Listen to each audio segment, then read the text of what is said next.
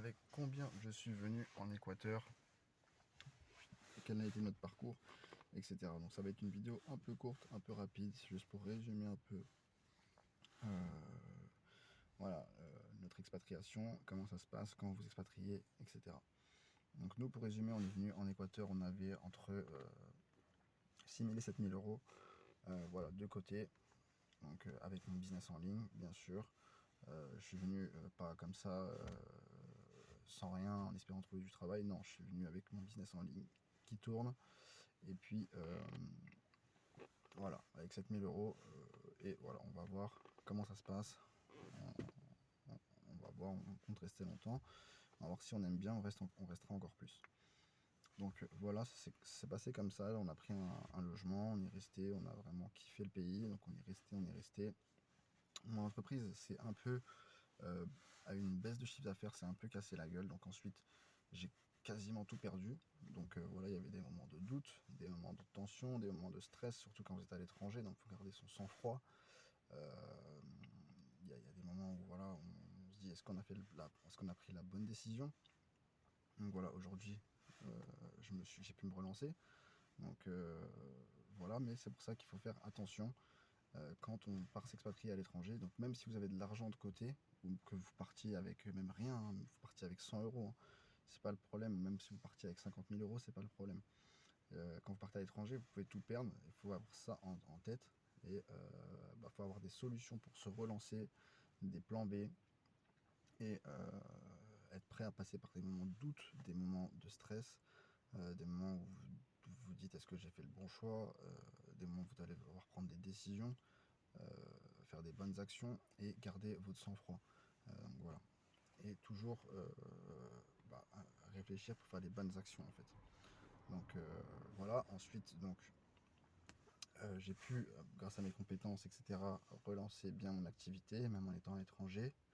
Mais voilà, j'ai eu une période assez dure où j'ai vécu en Équateur, où je relançais mon entreprise, mon activité, et qui s'était un peu cassé la gueule. Et puis du coup, c'était une période où vraiment j'ai douté, etc.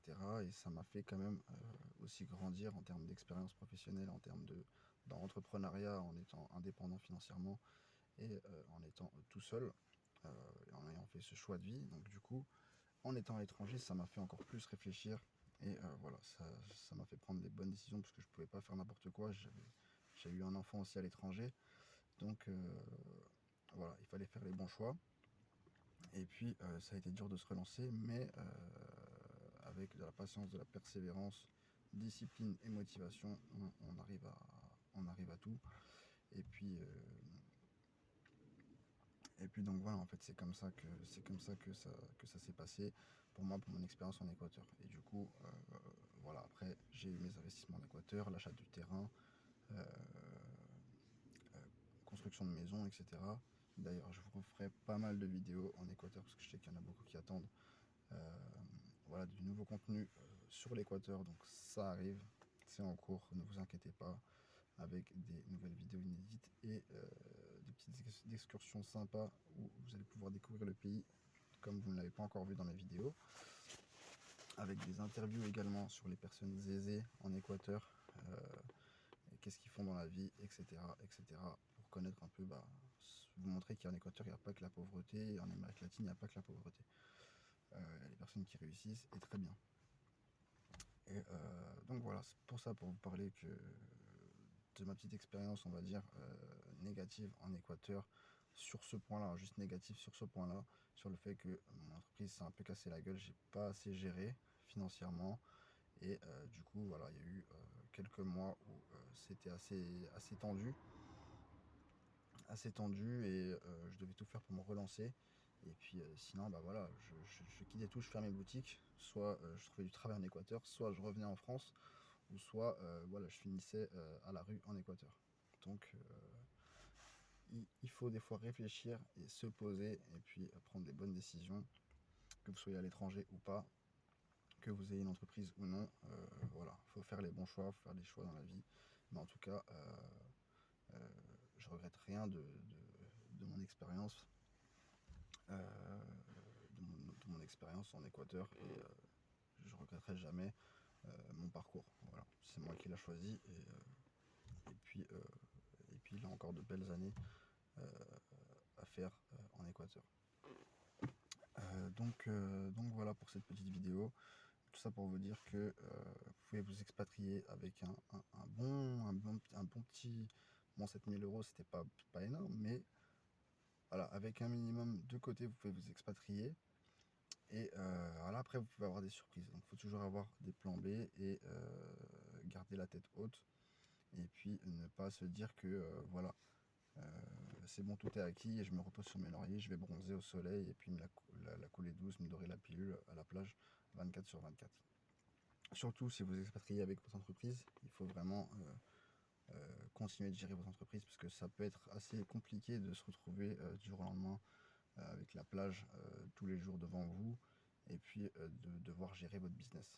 Donc d'un côté, ça peut être bien, oui et non. Parce que vous pouvez vous relâcher un peu plus. Ça peut vous améliorer votre focus, ça, il n'y a pas de souci dans votre entreprise, mais vous pouvez également être trop relax. Voilà, c'est à double tranchant. Euh, donc moi, ça me boostait mon focus et par moments, j'étais trop relax. Donc voilà, il fallait trouver un juste milieu. Et puis voilà, en tout cas, j'ai pu relancer mon activité. Et puis, il y a encore de belles années à venir, à suivre en Équateur. Donc n'oubliez pas de vous abonner à la chaîne pour ne rien rater. Et puis, et puis voilà, vous pouvez vous expatrier, que ce soit avec 100 euros, avec 100 000 euros ou avec 10 000 euros. Faites attention, en tout cas, ne prenez pas tout pour acquis. Et vous pouvez tout simplement, en tout cas moi, par mon expérience, vous pouvez soit vous, euh, ça se dégringole aussi comme moi et ça se casse la gueule et après vous quittez le pays, ou soit vous essayez de vous relancer, vous restez dans le pays, ou soit voilà, vous pouvez, je sais pas moi, votre expatriation elle s'est mal passée, vous avez vécu des galères, finalement vous aimez pas le climat, vous aimez pas le pays, vous aimez pas la culture, et puis du coup bah, vous décidez de rentrer. Ça peut être ça aussi. Donc voilà, c'est l'expatriation, c'est un choix de vie, et puis après, faut faire en sorte que votre expatriation se passe bien et que vous viviez à l'étranger dans de bonnes conditions. Voilà, si c'est pour être en stress, c'est pas la peine. Donc voilà pour cette petite vidéo, je vous dis à la prochaine, c'était Alain, ciao ciao.